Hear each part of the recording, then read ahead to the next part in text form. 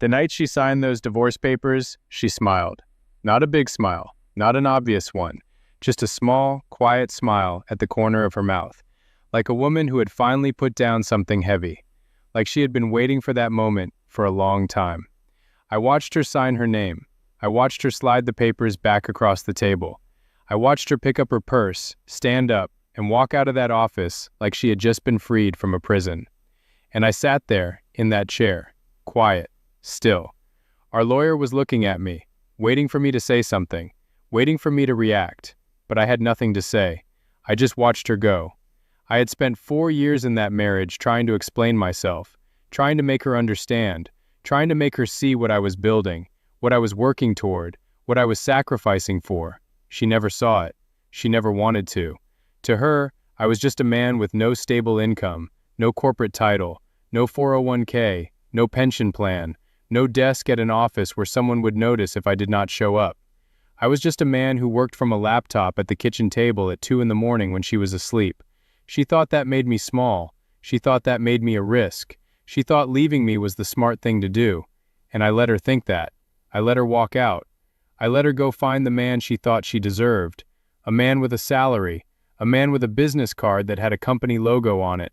A man her mother could brag about at church. I did not stop her. Because here is what she did not know, what she could not see, what 4 years of dismissal and eye rolls and quiet shame had hidden from her, the thing I had been building, alone, in the silence she gave me.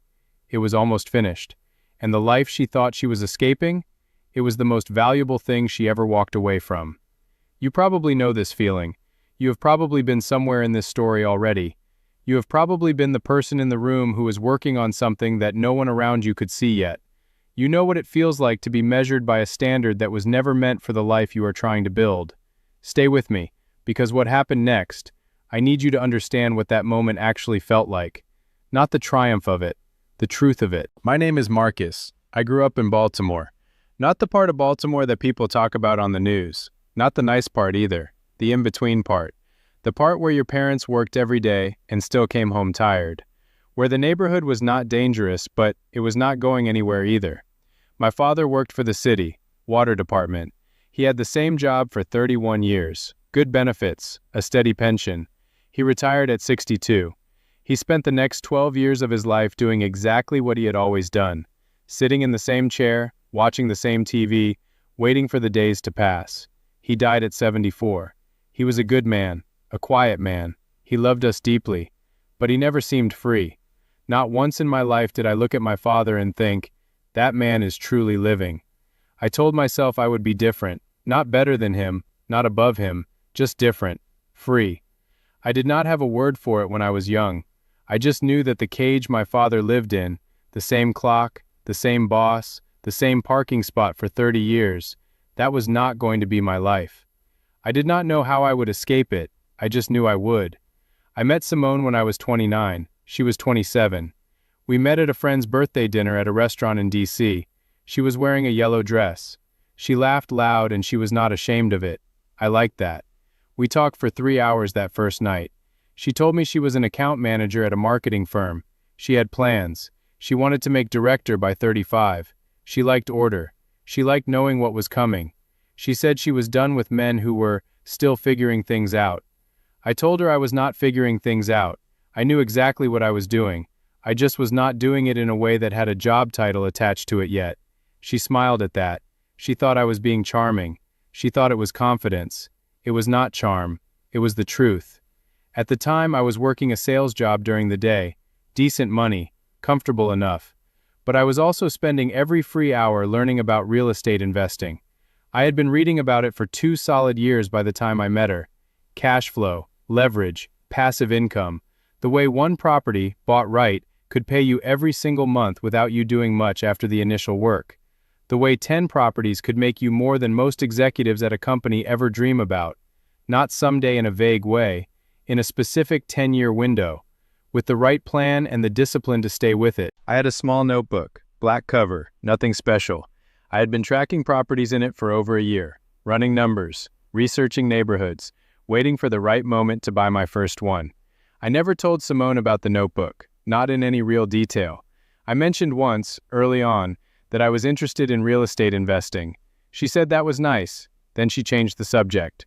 I remember something else from that first night. I told her, I never want to be trapped. I want to be free more than I want to be comfortable. She laughed. She thought I was being poetic. I was not being poetic. We were married 2 years later. She was 31. I was 33.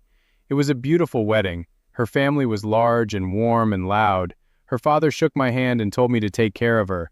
Her mother hugged me and said, "We are so glad she finally found a responsible man." I remember that word landing in my chest in a way I could not fully name. Responsible. Like it had a weight to it that did not quite fit what I actually was. I smiled and said thank you. We moved into a house in the suburbs of Baltimore. Her income was solid. Mine was still from sales, but also from a single-family rental I had quietly purchased 9 months before the wedding. I had not said much about the rental, not because I was hiding it, but because every time I brought up real estate, Simone got a look on her face, a kind of patient, polite boredom, like I was describing a hobby that she expected would eventually pass. The rental was paying me about $800 a month after all the expenses, not a fortune, but it was mine, and I could see where it was going. She just could not see that yet, and I kept telling myself that she would, eventually. I kept telling myself she just needed more time.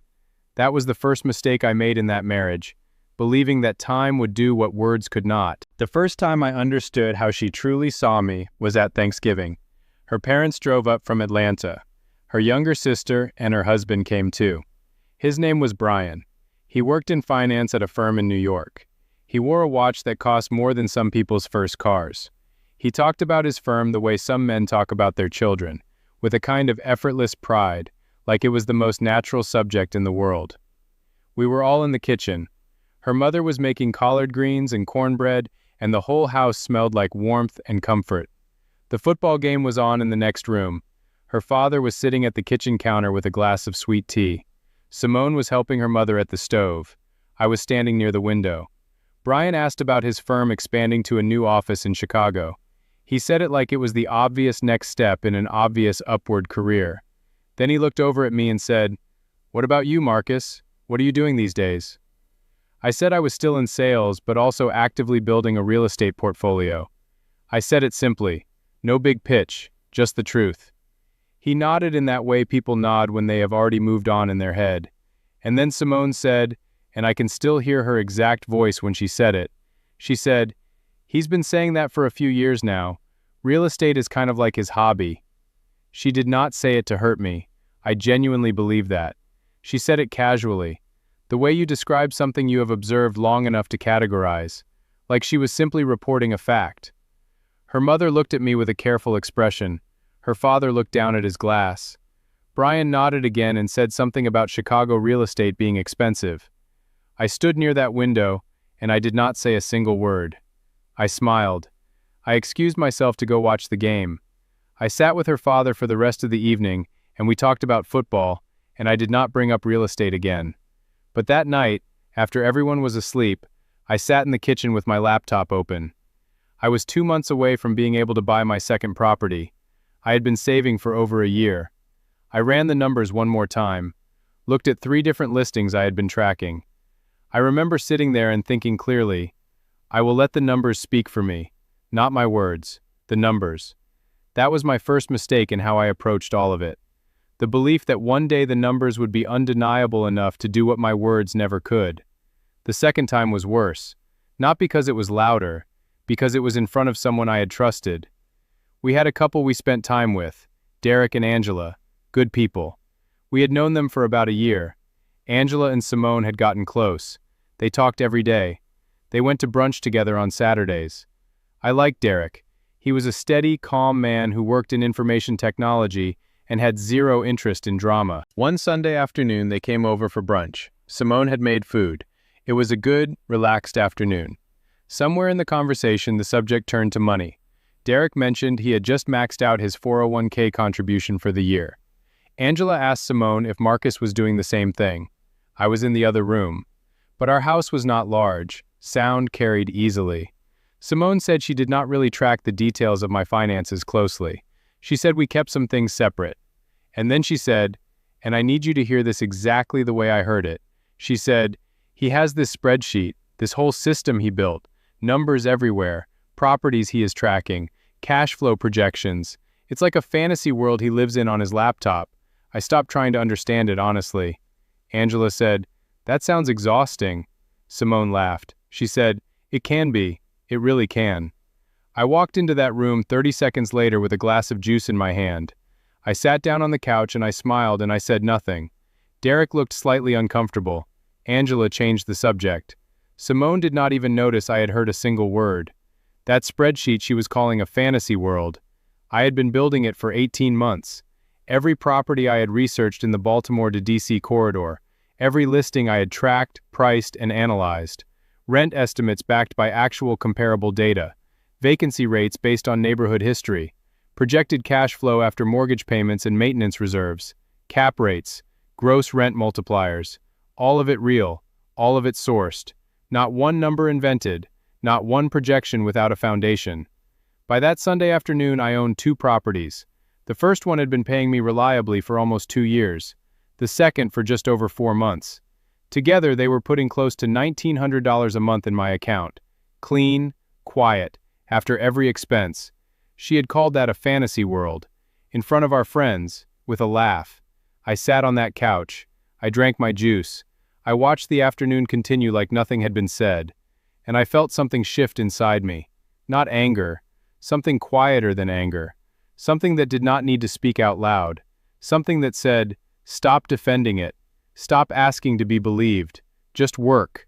Let it become real and let reality do what your words never could." But I did not stop trying. Not yet. I held on a little longer. I still believed that if I could just get her to look at the numbers carefully, she would understand. Before I tell you what happened next, I need you to understand something. I was not a perfect husband in that marriage. I want to say that plainly. Some nights I was in that home office until 2 or 3 in the morning. I missed dinners. I missed some of the things that matter in a marriage. I was building something, and building always costs something. It costs the people near you too. I am not pretending she had no reasons to be frustrated. She had real reasons. But the reasons she gave me the night everything ended, those were not the real reasons. The real reason was that she could not see what I was building, and after a while, she stopped trying to look. The third time was the worst, because it was not in front of family, it was not in front of friends, it was just the 2 of us, in our bedroom, at 11 o'clock at night. She sat down on the edge of the bed. She had that look on her face that I had learned to recognize over 4 years of marriage, that closed, decided look, the one that meant the conversation was already over before it started. She had already been somewhere else in her head for a while, and now she was just delivering the conclusion. She said, "Marcus, I need to talk to you." I said, "Okay." She said, "I have been talking to a lawyer." I did not speak. She said, "I have tried to be patient. I have really tried. But I am 35 years old. I cannot keep doing this indefinitely. I need a life I can plan. I need to know what is coming next year, and the year after. You have been talking about this real estate plan for 4 years, and I do not feel like we are ahead. I do not feel like we are building real wealth in a way I can see and count on." I said carefully, "Simone, we have 2 properties generating almost $2,000 a month in passive income. That is real money. That is on top of my sales income, and the number is going to keep growing. Give me 2 more years and you will see something completely different." She shook her head. She did not shake it in frustration. She shook it in the way of someone who has already made peace with a decision. Quietly, finally, she said, "I need a man who has a plan that other people can see. A man with a real title and a real career trajectory. Something solid. Something I can point to when someone asks me what my husband does. Something my mother can be proud of." And there it was, the whole truth of it, after 4 years. There in that bedroom, with the corner lamp on, and the ceiling fan turning slowly overhead, and the sound of a car passing outside the window. It was never truly about the money, not at its core. It was about the shape of the money, the recognizable form of it, the corporate container it came in, the business card, the performance review, the HR benefits package, the org chart with his name on it. She wanted the display of stability more than she wanted actual freedom. She wanted something that could be described in one sentence at a dinner table. She looked at me in that bedroom and she said, I need a man my mother can be proud of. I remember exactly where I was sitting, the lamp in the corner with the warm light, the ceiling fan rotating in slow circles, the window cracked open and the sound of the night outside. I remember all of it. I did not argue. I did not raise my voice. I did not pull out a spreadsheet or a property list or a 5-year projection. I did not defend myself. I said, "Okay." She looked at me like she had prepared for a fight and I had taken it away from her. Like she did not quite know what to do with the quiet I gave her. I said, "I understand, Simone." I turned off my bedside lamp. I lay back. I closed my eyes. She sat there for a long time. I could feel her looking at me in the dark. Then she stood. She went to the bathroom. She came back. She got into bed. And we lay there in the dark together, not touching, breathing quietly in a marriage that had just ended without a single raised voice. And in my head, while she breathed beside me, something shifted permanently. She had given me the clearest answer I had ever received. Not about the marriage, about the line between her world and mine. For 4 years I had been standing on the wrong side of that line, trying to explain my way across it, trying to earn my place in her picture of what a life should look like. I was done trying to cross that line. That was the night I decided. I was done explaining myself, done defending myself. I was just going to work. The divorce took 8 months to finalize. We lived in the house together for 3 of those months while the legal details were sorted. 3 months of polite, careful, quiet. Separate rooms, meals at different times, 2 people sharing a building, being kind to each other in the surface way that people are kind when the real thing is already gone. She started seeing someone during those months. I found out through a mutual friend. His name was Derek. He was a vice president at a regional bank. She did not tell me directly. She did not need to. I found out, and I noted it the way you note weather, calmly, without any particular feeling attached, just information. I did not confront her. I did not ask questions. I did not react. I moved into an apartment in March. 1 bedroom, a kitchen table, a laptop, a coffee maker. That was actually enough. If you have never been that kind of tired, the specific tired that comes from years of trying to be believed, then you might not understand how much peace can live in a small, quiet space. The apartment was not much, but it was mine, and no one in it was looking at me like I was failing. I worked every night.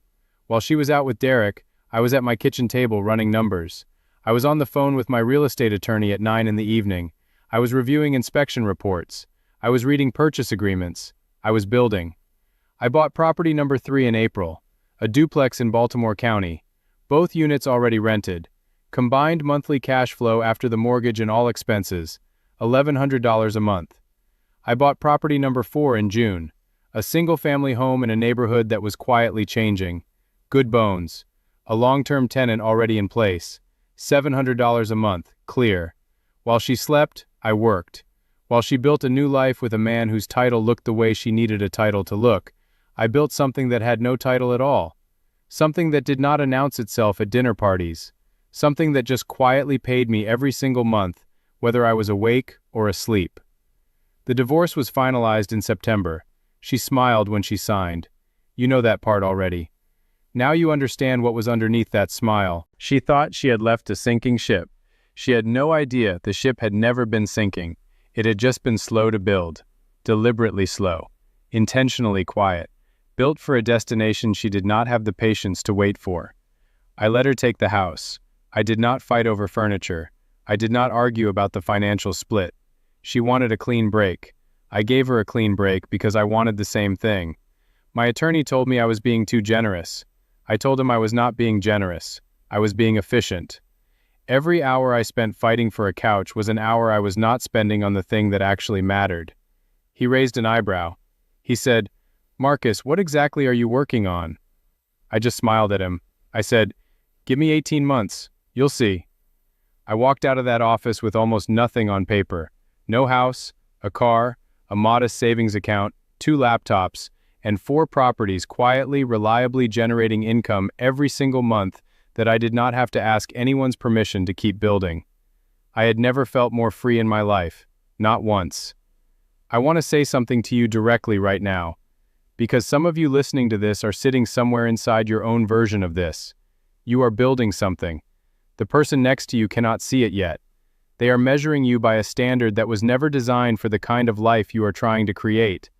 They are using someone else's ruler to measure something it was never meant to measure. I know what that weight feels like.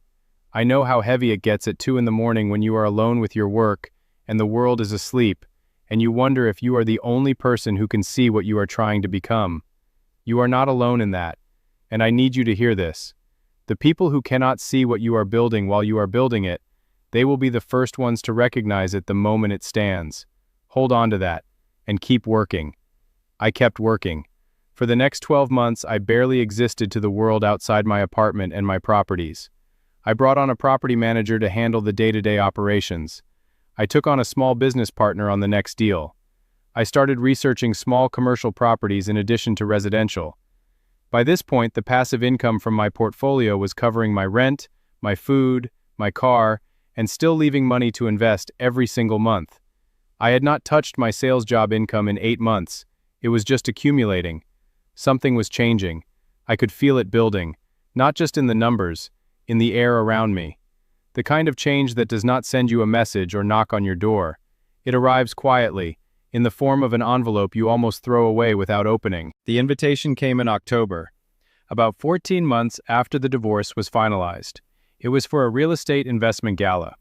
The Baltimore, D.C. Regional Property Investment Summit, black tie, held at the Marriott Waterfront downtown. I had attended the event for 3 years running, first as someone sitting in the audience taking notes, then as someone starting to be recognized around the edges of the room. This year was completely different. This year, I was not attending as part of the audience. The organization had selected me as Regional Independent Investor of the Year. The award recognized investors who had built their portfolios without institutional backing, without a team of analysts, without inherited capital or a family name behind them. My portfolio had grown to 14 properties across Baltimore and Prince George's County. Total annual passive income, $340,000. My net worth had crossed $2 million. All of it built in 6 years, most of it in the last 3. I almost did not go. I genuinely considered sending my property manager in my place. I have never been someone who is comfortable being the center of attention in a large room. I have always worked better in the quiet. The quiet is where things actually get built. But my attorney, the same man who had raised his eyebrow 14 months ago in that office, he called me the week before and said, "Marcus, you show up. You earned this room. You show up and you stand there and you let it be real." So I went. I wore a simple navy suit, no performance, no expensive watch to signal something, just me. The ballroom was full, 250 people, developers, real estate attorneys, commercial investors, bankers and their clients. The kind of room where every person carries a business card and a handshake that communicates exactly where they believe they belong. I found my assigned seat near the front, table 3. I sat down. I ordered water. I looked around the room calmly, the way I have learned to look at things since I stopped needing approval, just observing, taking it in. And then I saw her. Table 9, near the back left of the ballroom. Simone. She was in a red dress. Her hair was done. She looked good, the way someone looks when they are living the life they chose and it fits the picture they had. She was laughing at something the man beside her was saying. Her head tilted back slightly the way it always did when she laughed. And the man beside her. I had seen his photograph on a mutual friend's social media about a year before. Dark suit, gold cufflinks, that comfortable, settled posture of a man who has never questioned whether he belonged in whatever room he walked into. Derek, her husband now, vice president at the bank that was one of the event's major corporate sponsors. That was why they were there. His name was probably on a placard somewhere at a sponsor table. He had the title. He had the business card. He was exactly what she had needed me to be. I turned back to my table. I did not stare. I picked up my water glass. I breathed. I had known, in an abstract way, in the back of my mind, that this kind of moment might come someday. The moment when the two worlds would occupy the same room. I had thought about it on a few late nights in the apartment. I had imagined different versions of it, how it might feel, what I might say or not say. I had not imagined it would feel this still inside me. The program began. Opening remarks, speeches from presenting sponsors, awards for commercial development projects, a keynote address about market trends across the Mid-Atlantic region. I listened. I applauded when others were recognized. I was present in the room, and I was not thinking about Table 9. Then the host, a developer I had known and respected for 3 years, she stepped to the microphone for the final portion of the evening. She said, "Our last award tonight is the Regional Independent Investor of the Year. This award is reserved for an individual who built their portfolio without institutional resources, without a team behind them, without inherited advantage. What they built through discipline, patience, and a vision that most of the people around them could not see for a very long time." I felt those words settle into somewhere deep. I kept my face neutral. She said, "This year's award goes to Marcus." She said my last name, my full name, into a microphone in a room of 250 people. I stood. I walked to the stage steadily. I did not look toward Table 9 as I crossed the room. I took the award. I shook the host's hand. I stood at the microphone and I looked out at that ballroom. 250 faces looking back at me. And for just 1 second, one quiet, unhurried second, my eyes moved to Table 9. Simone was looking directly at me. I had not seen that expression on her face in all the years I had known her. It was not shock exactly. It was not regret exactly. It was something quieter and harder to name than either of those things. Like watching something you released rise higher and further than you ever believed it could go. Like trying to recalculate something in real time and slowly realizing the number is much larger than any estimate you had made. Derek had leaned toward her. His mouth was moving. He was asking her something. Probably asking how she knew the man standing at the microphone. I looked back at the room. I looked at the audience in front of me, and I spoke.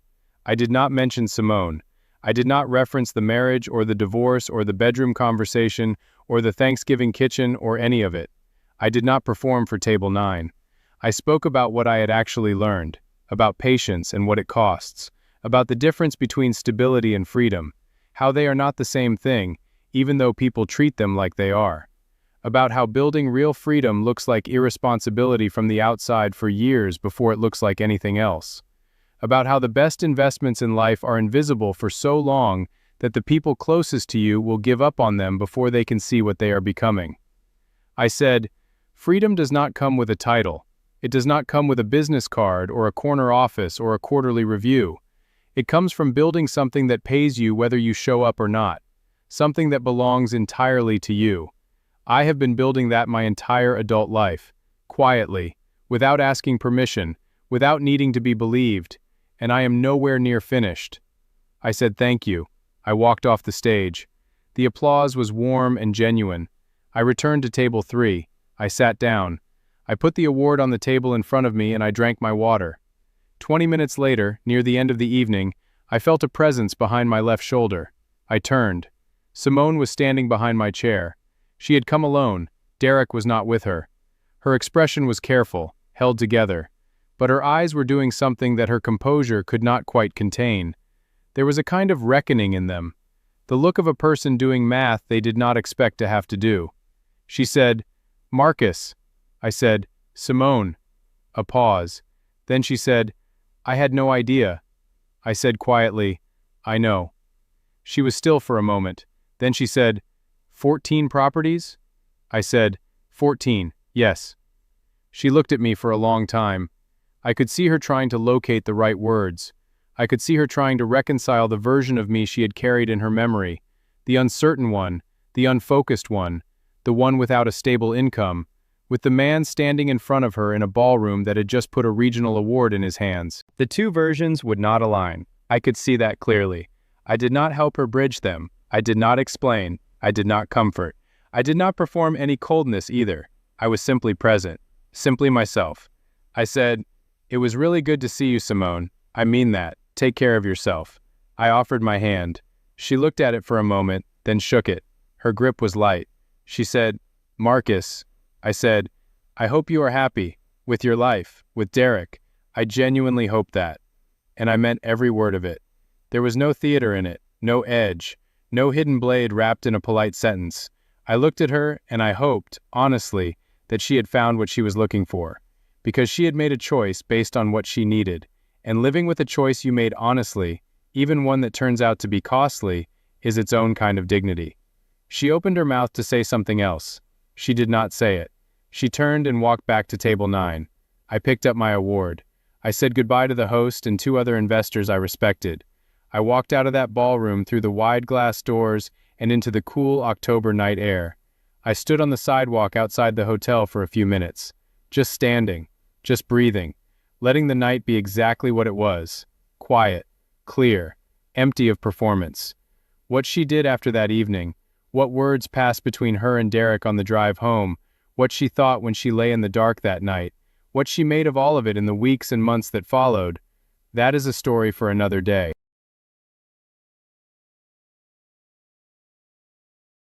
I drove home that night in a car that was paid for, to an apartment that was paid for, to a life that belonged entirely to me, a life that no decision someone else made could take from me. I sat at my kitchen table. I put the award down in front of me, and I looked at it for a long time without thinking anything in particular. People hear this story, and they think it must feel like victory, like a final score being read out, like the last chapter of a story that ends with the right person on top. They want it to feel that way. They need it to feel that way. But here's what I need to say honestly, to you specifically, because I think some of you are close enough to this story to need the honesty more than you need the triumph. I did not win. I built. I endured. I became free. Those are not the same thing as winning, because here is what freedom does not erase. It does not erase the 4 years of feeling like my dream was a delusion. It does not erase the Thanksgiving kitchen and the smell of the collard greens and her voice saying real estate was my hobby in front of her family. It does not erase the Sunday afternoon with Derek and Angela and her laugh when she called my spreadsheet a fantasy world. It does not erase the bedroom and the lamp in the corner and the ceiling fan turning slowly and her saying she needed a man her mother could be proud of. I carry all of that. Freedom does not remove the weight of what it cost to get there. It just makes the wait feel purposeful rather than pointless. There were nights in that first apartment after the divorce, not many but some, when I sat alone after midnight and I genuinely asked myself whether she had been right about me, whether I had been too buried in my own vision to be truly present in a marriage, whether I had asked her to wait too long for something I could only see and she could not. I do not believe she was ultimately right, but I sat with the question, because the question deserved to be sat with. The hardest thing about building something no one around you can see yet is the loneliness of it.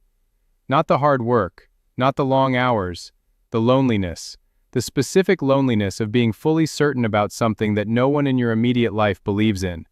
That loneliness does not photograph well. It does not fit into the parts of the story people want to hear, but it is real. It is the price you pay every single day until the thing you are building becomes undeniable. I paid that price, for years. And I would pay it again. Because here is what I know now, standing on the other side of all of it, looking back at the whole distance I traveled to get here. Freedom was always the goal. Not comfort, not approval, not a corporate title that someone else's mother could announce with pride, not a house in a suburb that fit the picture frame that the people around me needed to see. Freedom. The kind that pays you without asking anything back. The kind that lets you wake up on a Tuesday and decide what that Tuesday is for. The kind that cannot be taken from you because no one gave it to you in the first place. You built it. It is yours. Entirely yours. I think about younger men right now who are somewhere quietly building something that the people they love cannot see yet. Men sitting in small apartments at late hours. Men carrying a vision that sounds like foolishness from the outside. Men being called irresponsible. Men being left. Men being told to just get a stable job and stop dreaming. I think about how close some of them are to giving up, to surrendering to the shape of a life that fits everyone else's understanding, to putting the notebook away and picking up the job listing, to trading freedom for legibility. Do not do it, please, not yet. Let them misread you. Let them measure you with the wrong ruler. Let them leave if they need to leave. Keep building, because the thing you are building, if you stay with it, if you are patient and disciplined, and willing to be alone with it through the long, invisible years, it will become real. And when it does, it will be the most solid thing in your life. More solid than any title. More solid than any salary. More solid than anyone's approval ever could have been. Simone found stable, and I genuinely hope it gives her what she needed. I hope she is happy. I found free, and I will not trade it, not for anything. If this story touched something in you, if some part of it felt familiar in a way you were not expecting, then you are not alone. Subscribe. There are more stories here. Stories about people who stayed quiet and kept building anyway. About real marriages and real choices and real prices that real people paid. You deserve to know that someone else has been where you are. Subscribe. I will be here next week, and what I bring you next, it might feel closer to home than you are ready for.